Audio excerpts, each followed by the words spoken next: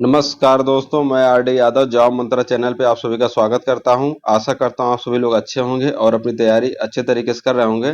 दोस्तों, foundation series का आज मैं नेक्स्ट सेट कराने जा रहा हूं। शायद सेट नंबर 16 है।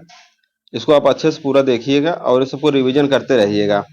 और ऐसा नहीं है कि सिर्फ हाई कोर्ट आरओ या पीएस एपीएस के लिए इंपॉर्टेंट है, ये सभी एग्जाम के लिए इंपॉर्टेंट है। क्वेश्चन तो यही सब आते हैं, ऐसा नहीं क्वेश्चन कहीं बाहर से आएगा। क्वेश्चन सब यही आते हैं, इस एग्जाम को उस एग्जाम में, ऐसे सब रिपीटिशन चलता रहता है। चाहे यूपीपीएससी आरओ हो पेट हो, कई जगह क्वेश्चन यही सब रिपीट होते रहते हैं। आरओ पीएस एपीएस के लिए तो इंपॉर्टेंट है ही। और पीएस एपीएस वैकेंसी के बारे में कुछ लोग पूछ रहे थे। पीएस एपीएस वैकेंसी सब रेडी, बस मीटिंग नहीं हुआ है। नोटिफिकेशन बन के फाइनल रेडी है। एनटीए नोटिफिकेशन बना के भेज दिया है। एक फाइनल अप्रूवल होता है कमेटी द्वारा। अप्रूवल होता है कमेटी द्वारा, फॉर्मेलिटी होती है लेकिन अप्रूवल होता है। जिस दिन कमेटी की मीटिंग होगी उसी दिन या नेक्स्ट डे नोटिफिकेशन आपका पब्लिश हो जाएगा। सेम डे भी हो सकता है या नेक्स्ट डे भी हो सकता है, बस यही होगा। अभी मीटिंग नहीं हुई, जब मीटिंग होगी तो ये फाइनल हो जाएगा। चांस है कि बहुत जल्द हो जाएगा, लेकिन ये श्योर नहीं रहता है कमेटी मीटिंग कब होगी। कई जज उसमें होते हैं, तो मीटिंग का कोई डेट फिक्स नहीं होता है कि इस दिन मीटिंग हो जाएगी। तो कभी भी हो सकती है मीटिंग। तो चलिए स्टार्ट करते हैं। Foundation series daily daily set ना आने पाने का कारण ये है कि कई लोग मुझसे सर डेली कराइए। देख, तो क्वेश्चन चूज करना, फिर उसको टाइप के लिए भेजता हूँ तो थोड़ा उसमें टाइम लग जाता है। क्वेश्चन चूज करने में मुझे समय लग जाता है, फिर उसको टाइप के लिए देता हूँ तो थोड़ा सा टाइम टेकिंग हो जाता है। कोशिश करता हूँ डेली कोई ना कोई वीडियो आए, लेकिन ऐसा नहीं है कि डेली फाउंडेशन सीरीज ही आएगा, कुछ कुछ वीडियो आता रहेगा। कोशिश करूंगा फाउंडेशन सीरीज ज़्यादा से ज़्यादा कराने का। और पीएस एपीएस जो अपकमिंग एग्जाम है उसमें और जो हो सकता है वो सब भी मैं कंप्लीट करा दूंगा। जितना भी जीके जीएस से रिलेटेड क्वेश्चन है वो सब आपका कंप्लीट करा दूंगा, परेशान आपको नहीं होना है। पहला क्वेश्चन देखते हैं। निम्नलिखित में से कौन सा शब्द मिट्टी रहित खेती को निरूपित करता है? मिट्टी रहित खेती, सॉइलेंट फार्मिंग। तो एक इसका आंसर क्या हो जाएगा? हाइड्रोपोनिक्स। ये भी एग्जाम में कई बार क्वेश्चन आ चुका है। विटीकल्चर किससे रिलेटेड है? ग्रेप्स, अंगूर से रिलेटेड है। हॉर्टिकल्चर किससे रिलेटेड है? सब्जियां और फलों से रिलेटेड है। एपीकल्चर किससे रिलेटेड है? मधुमक्खी से, बीज, मधुमक्खी। सिंपल क्वेश्चन था, ये सही होना भी चाहिए था आपका। गन्ने का रेड राइट रोग कैसे? Red rot of sugarcane is caused by. यहाँ पे रेड रॉट रोग कैसे, लाल घास रोग कैसे होता है? ये क्वेश्चन इंपॉर्टेंट है, इससे रिलेटेड तीन चार क्वेश्चन है, वो सब एग्जाम में आते हैं। नेक्स्ट दो तीन सेट में इसको लगातार करा करके आपसे याद भी करवा दूंगा। तो इसका आंसर हो जाएगा कोलेक्ट्रोलिकम फैलेक्टम। और ये किसके द्वारा होता है? फंगस के द्वारा होता है। कई बार एग्जाम में आता है गन्ने का रेड रॉट रोग कैसे होता है, तो फंगस से होता है, फंगल डिजीज है। और इसका क्या हो जाएगा? कर्सेपोर परसनोटा। इसका आंसर क्या हो जाएगा? ये किस बीमारी के लिए है? मूंगफली का टिक्का रोग। आप सुने होंगे, एग्जाम में आया हुआ है क्वेश्चन। मूंगफली का टिक्का रोग, tikka disease of groundnut. कई लोग बोल रहे थे सर इंग्लिश में लिखने के लिए। कोशिश करूंगा। अब इंग्लिश हिंदी दोनों लिखूंगा तो थोड़ा टाइम टेकिंग ज्यादा लग जाएगा। तो मूंगफली का टिक्का रोग, एजैंथोमस कैम्पेस्ट्रीज। इसका क्या हो जाएगा? ये सब नाम ऐसे हैं कि बोलना लिखना भी बहुत टफ काम है। बंद गोभी का ब्लैक रॉट रोग,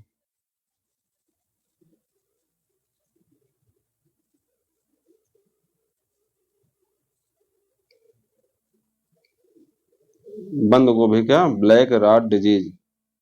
हिंदी वाले लिख लिए होंगे या सुन रहे होंगे तो समझ गए होंगे। इसका आंसर क्या हो जाए? फुजेरियम यूडम। इसका किस लिए होता है? ये आप अरहर के म्लान रोग होता है।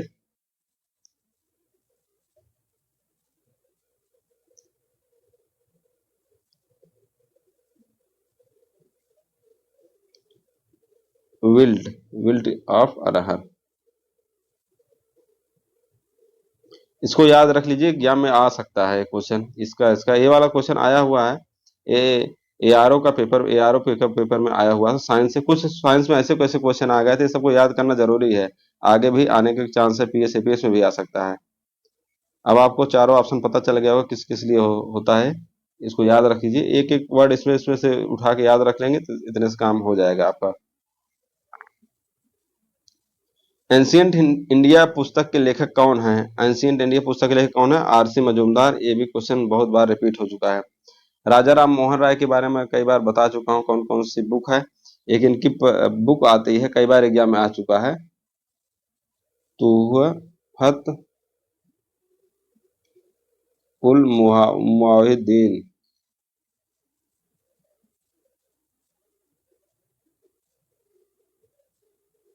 ये बुक का नाम है। और मिरातुल अखबार संवाद कौमुदी तो याद ही होगा, मिरात उल अखबार।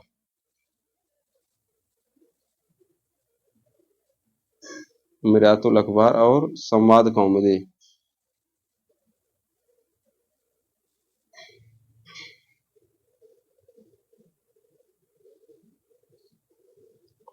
बाल गंगाधर तिलक के बारे में पहले बता चुका हूं मैं। केसरी और मराठा। केसरी किसमें लिखा गया है? मराठी भाषा से। मराठा किसमें लिखा गया है? इंग्लिश में। और एक बुक का नाम क्या है? The Arctic home in Vedas.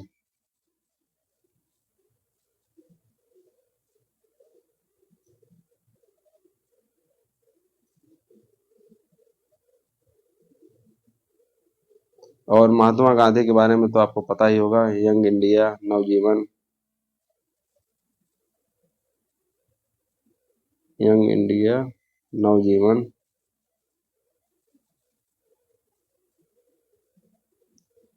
Hind Swaraj, सत्य के प्रयोग, ये सब हैं। हिंद स्वराज, सत्य के प्रयोग। सत्य के प्रयोग बुक बहुत अच्छी है, अगर टाइम मिले तो आप इसको एक बार जरूर पढ़िएगा।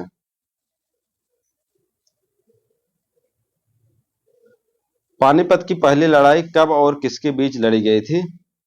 When and between whom the first battle of Panipat was fought. तो एक एग्जाम में तीनों आते हैं, प्रथम लड़ाई, द्वितीय लड़ाई, तृतीय लड़ाई। तो यहाँ पे लिख देता हूँ प्रथम, फर्स्ट। किसके किसके बीच हुआ था? बाबर और इब्राहिम लोदी के बीच। बाबर एंड इब्राहिम लोदी।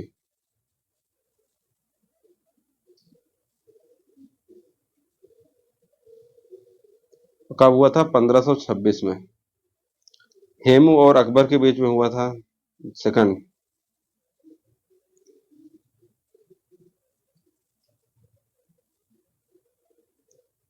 ये कब हुआ था? 1556 में। और मराठा शासक और अहमद शाह अब्दाली।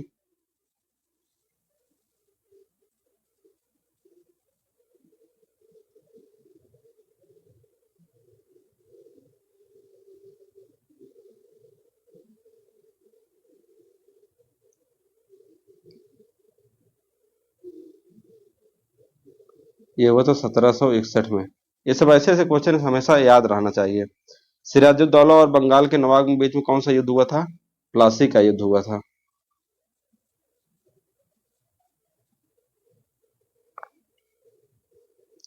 मीर कासिम और हेक्टर मुनरो के बीच में कौन सा युद्ध हुआ था? बक्सर का युद्ध।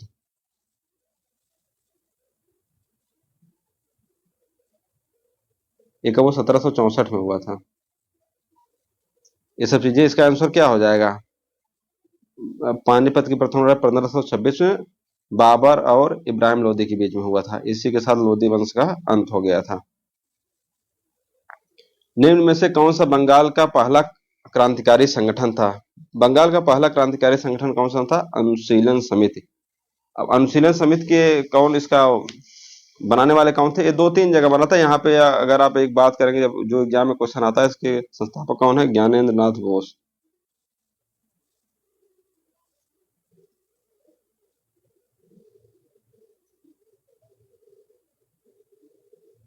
और इंडिया हाउस से रिलेटेड एक क्वेश्चन कई बार आ चुका है, इसको कौन बनाता है? श्यामजी कृष्ण वर्मा। ये क्वेश्चन कई बार आ चुका है। और कहाँ बना था ये? लंदन में, 1905।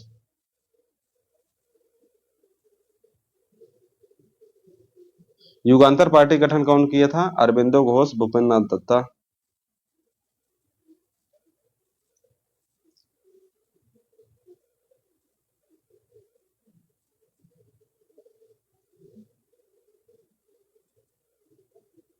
भूपेंद्र नाथ दत्ता।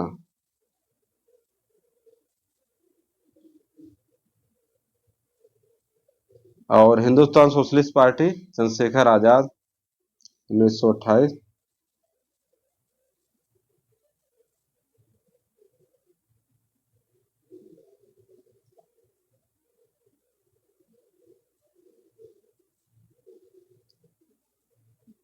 भारत के सबसे बड़े प्राकृतिक बंदरगाह का नाम क्या है? बंदरगाह से रिलेटेड मैं एक बार एक टॉपिक बना करके आपको पढ़ाया भी था, बंदरगाह से जितने क्वेश्चन बन सकते थे। कांडला बंदरगाह, विशाखापट्टनम बंदरगाह, जवाहरलाल नेहरू बंदरगाह, हल्दिया बंदरगाह। कांडला बंदरगाह क्या बोलते हैं? दीनदयाल बंदरगाह। और इसे क्या बोलते हैं? ज्वारी बंदरगाह, दीनदयाल। विशाखापट्टनम को सबसे गहरा है और ये लैंड लॉक्ड है।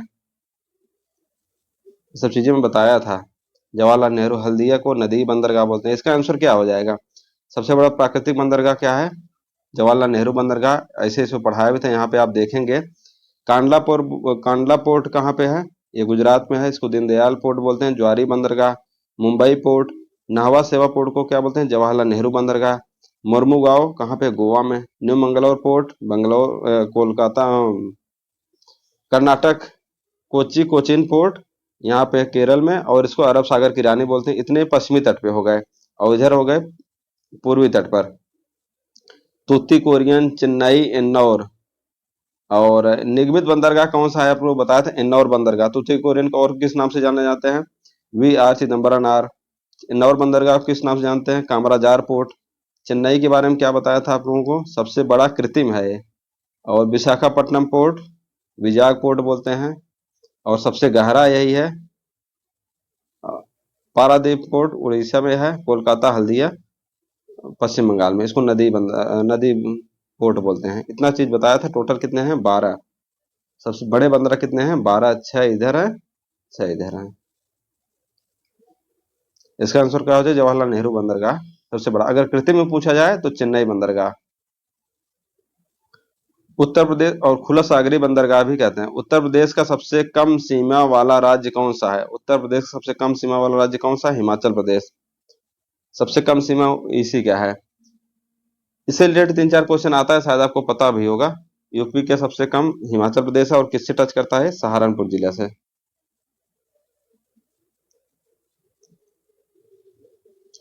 और सबसे अधिक सीमा वाला,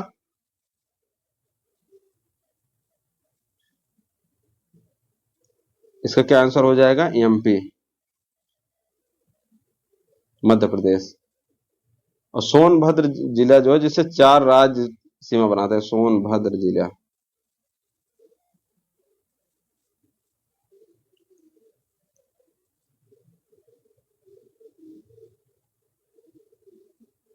कौन कौन से हैं? एमपी।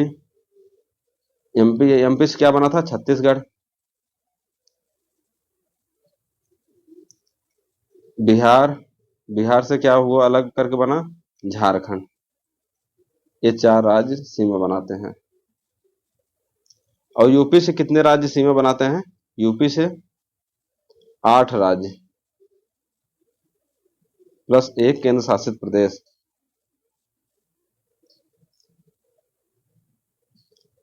यूनेस्को द्वारा ताजमहल को किस वर्ष विश्व धरोहर स्थल में शामिल किया गया था?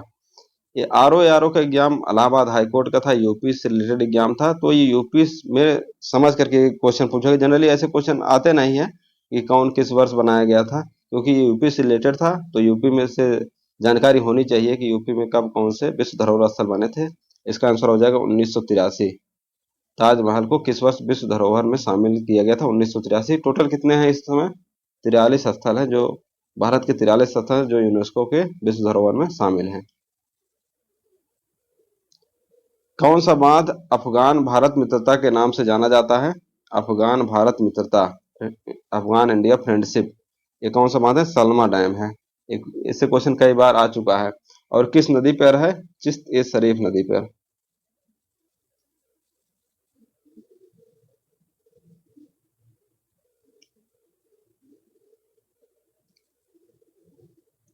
विश्व मौसम विज्ञान संस्थान का मुख्यालय कहाँ है?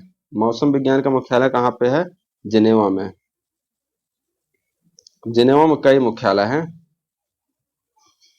मौसम सही है तो व्यापार भी सही होगा। व्यापार वगैरह सही है तो स्वास्थ्य भी सही होगा। स्वास्थ्य वगैरह सब सही है, बौद्धिक बुद्धि भी सही होगी, तो क्या हो जाएगा? बौद्धिक।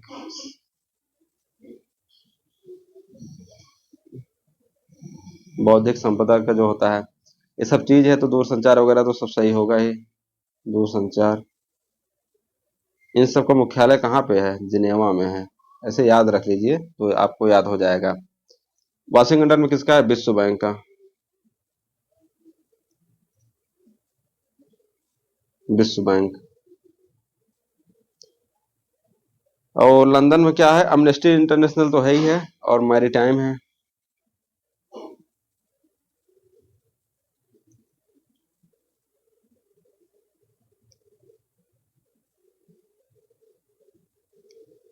मैरीटाइम।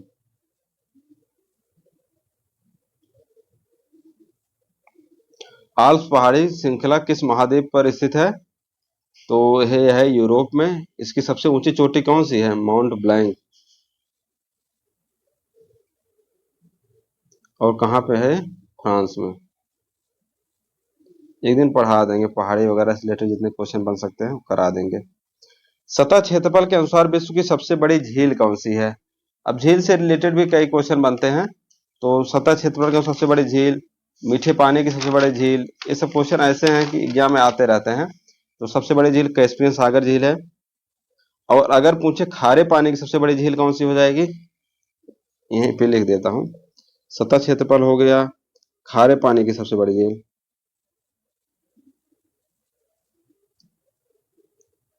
ये भी क्या हो जाएगा? कैस्पियन सागर हो जाएगा।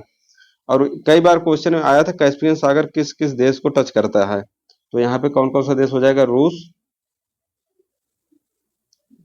कजाकिस्तान, 5 देश को टच करता है कजाकिस्तान। ये बहुत बड़ी झील है इसीलिए तो इसको सागर नाम दे दिया गया है। तुर्कमेनिस्तान,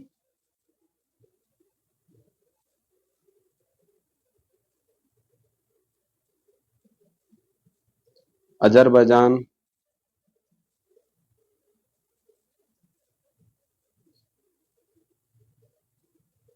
और ईरान।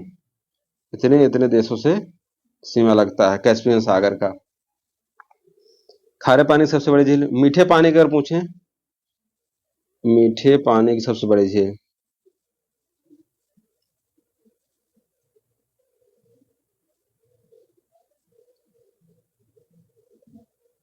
इसका आंसर क्या हो जाएगा? सुपीरियर झील।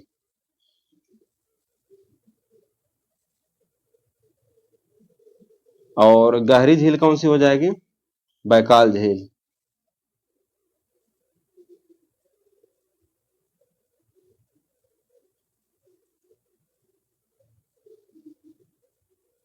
और सर्वाधिक ऊंचाई पर स्थित झील कौन सी हो जाएगी?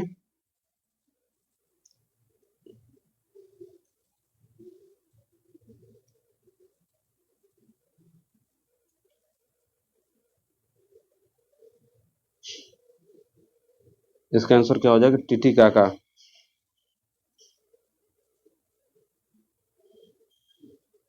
और ये सबसे सर्वाधिक ऊंचाई पर नौकागम्य झील भी यही है, टिटिकाका।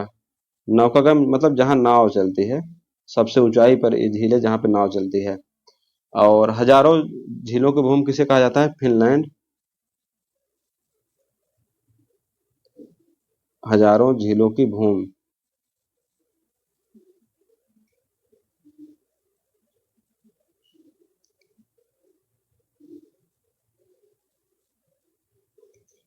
ये हो गया। निम्नलिखित में से मुख्य रूप से डच किस वस्तु को भारत से व्यापार करते थे? डच किस वस्तु से भारत व्यापार करते थे? इसका आंसर होगा कपड़ा। और ये एनसीईआरटी में साफ साफ लिखा गया है कि कपड़े का व्यापार करते थे।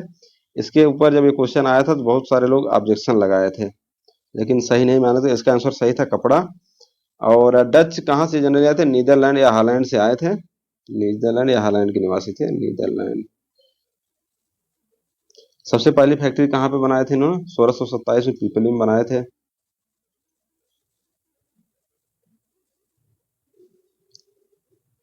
प्रथम फैक्ट्री। मसाला का भी व्यापार करते थे लेकिन मुख्य रूप से कपड़े का व्यापार। और ये बेदरा के युद्ध के बाद ये चले गए अंग्रेज। बेदरा का युद्ध हुआ, इनके बाद इसके बाद पतन हो गए, वापस चले गए। बेदरा युद्ध में पतन, और ये कब हुआ था? 1759 में। ये डेट इंपॉर्टेंट नहीं, बस बेदरा युद्ध में पतन हो गया, वापस चले गए। इसका आंसर होगा डच किस वस्तु का भारत से व्यापार करते थे? कपड़ा का। इंपॉर्टेंट क्वेश्चन है, पीएस एपीएस में आने की मैक्सिमम पॉसिबिलिटी है। कौन सा पादप हार्मोन कोशिका विभाजन को बढ़ावा देता है? इसका आंसर है सी, साइटोकानिन कोशिका विभाजन को बढ़ावा देता है। एब्सिसिक एसिड किस काम में आता है? इसको आप कमेंट करके बताइएगा, एक बता चुका हूं पहले सेट में। बजट को और कैसे जाना जाता है? बजट को कैसे जाना जाता है? Annual financial statement. Annual financial statement, और ये आर्टिकल 112 में लिखा गया है। आर्टिकल 112 में ऑप्शन देखेंगे, उससे भी आप अंदाजा लगा सकते थे।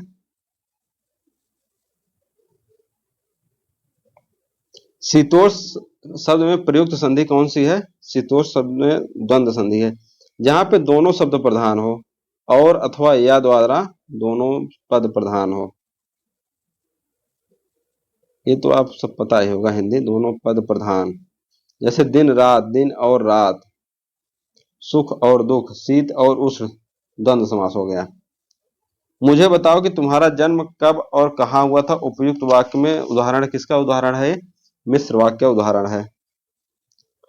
सरल वाक्य क्या होता है? जैसे वह खेलता है।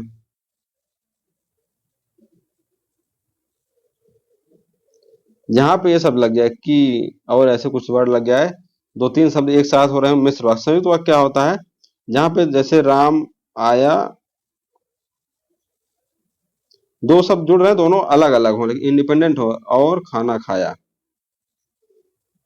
और स्कूल गया, या और खाना खाया, ऐसे अगर वर्ड हैं और द्वारा जुड़े हैं तो ये संयुक्त वाक्य होते हैं।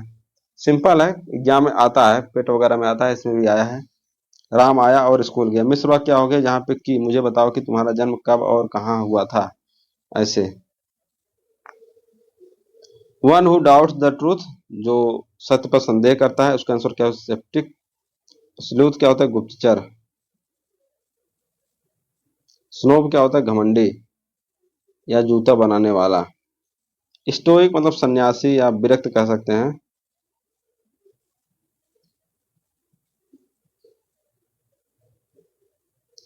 Be the initial function of BIOS, basic input output system. इसको क्या होता है? Initialize the system of device, system को चालू करना, शुरू करना। कंप्यूटर से रिलेटेड क्वेश्चन है। कोऑर्डिनलिटी इज द, इसमें क्या है? Rational mode. तो क्या हो जाएगा? नंबर ऑफ टपल्स को क्या होता है? कोऑर्डिनलिटी। नंबर ऑफ एट्रीब्यूट क्या बोलते हैं? Constants, constraint, domain of constants.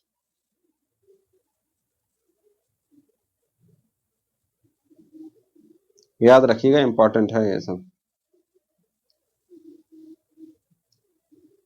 Megabyte में कितने किलोबाइट होते हैं? 1024 किलोबाइट होते हैं। एक निबल बराबर 4 बिट होता है। सब छोटी छोटी चीजें हैं, लेकिन गलत हो जाते हैं। एक बाइट बराबर 8 बिट,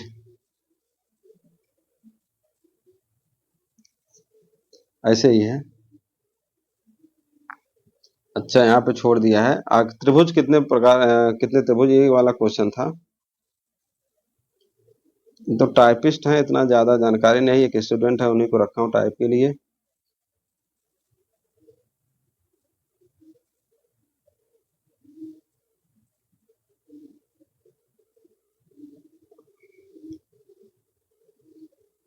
हम्म,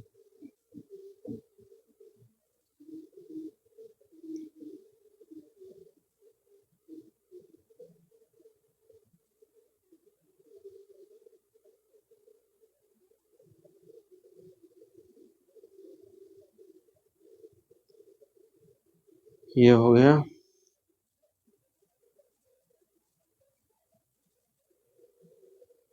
अब इसमें बताइए कि कितने त्रिभुज बन रहे हैं। इसको कैसे निकालते हैं? एक बार इसको नंबरिंग कर देता हूँ। A, B, C, D, E, F, G H I. अब त्रिभुज यहाँ पे देखिए कौन कौन से त्रिभुज बन सकते हैं, ऐसे मैं बता दे रहा हूँ। पहले यहाँ से आप स्टार्ट कीजिए। एक तो यहाँ पे आप है ए बी आई, ये वाला एक बन गया। यहाँ पे मैं लिख भी दे रहा हूँ ए बी आई। दूसरा ए आई एफ, एक ए वाला त्रिभुज यहाँ पे आप देखेंगे। दूसरा ए आई एफ। तीसरा ए वाला पूरा बड़ा त्रिभुज दे लेंगे ए बी एफ। ऐसे क्वेश्चन एग्जाम में आते हैं, आप वहां कंफ्यूजन हो जाता है।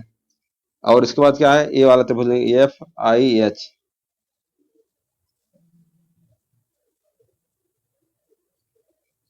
और उसके बाद एफ एफ ए एच। अच्छा, ए वाला त्रिभुज पूरा ले लेंगे ए एफ ए एच। और इसके बाद इधर आप चलेंगे एफ बी जी, एफ बी जी।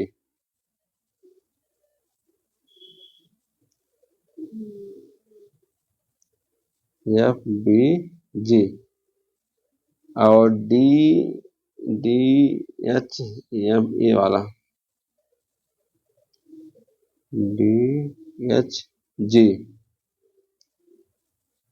और इसके बाद ये वाला त्रिभुज ले लेंगे बड़ा वाला डी आई बी।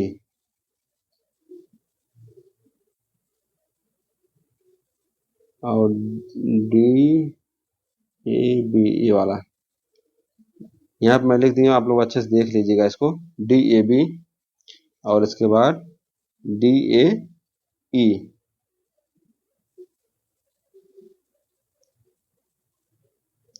और उसके बाद अगर आप इसको देखेंगे, यहाँ पे तीन त्रिभुज बनता है, एक दो और एक बड़ा त्रिभुज जी सी बी, जी सी डी और सी बी डी। तीन ये हो गया।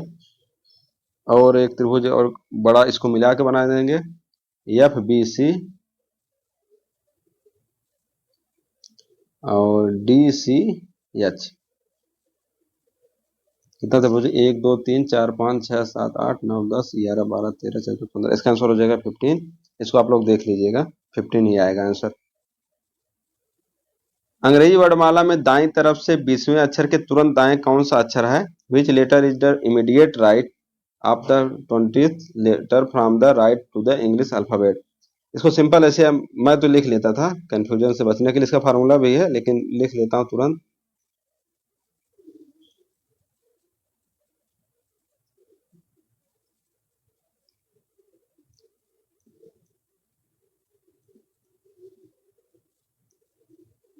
अब 20 लेटर यहाँ से राइट, 1 2 3 4 5 6 7 8 9 10 11 12 13 14 15 16 17 18 19 20।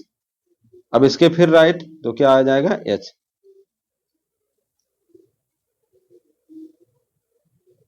ए और बी मिलाकर एक कुएं को 15 दिन में खोदते हैं, अकेला एक कुएं को 20 दिन में खोदता है, तो बी इसको कितने दिन में खोदेगा? इसको मैं क्वेश्चन एक पहले भी करा चुका हूं। ऐसे रिलेटेड क्वेश्चन कैसे करना है, यहाँ पे ए प्लस बी कितने दिन करते हैं, 15 दिन में।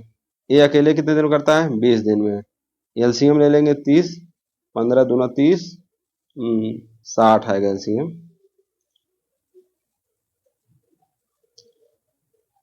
15 चौका 60, 20 23 60। ए की इफिशियंसी आ गई 3, तो बी कितनी है, ए प्लस बी 4 दिया है, तो बी के कितना आ जाएगा, 1। अब बी इस कुएं को कितने दिन खोद सकता है, टोटल कितना है 60, 60/1 बराबर 60 दिन में। आप लोग अपना स्कोर कमेंट करके बताइएगा। Thank you, best of luck, best wishes, नमस्कार।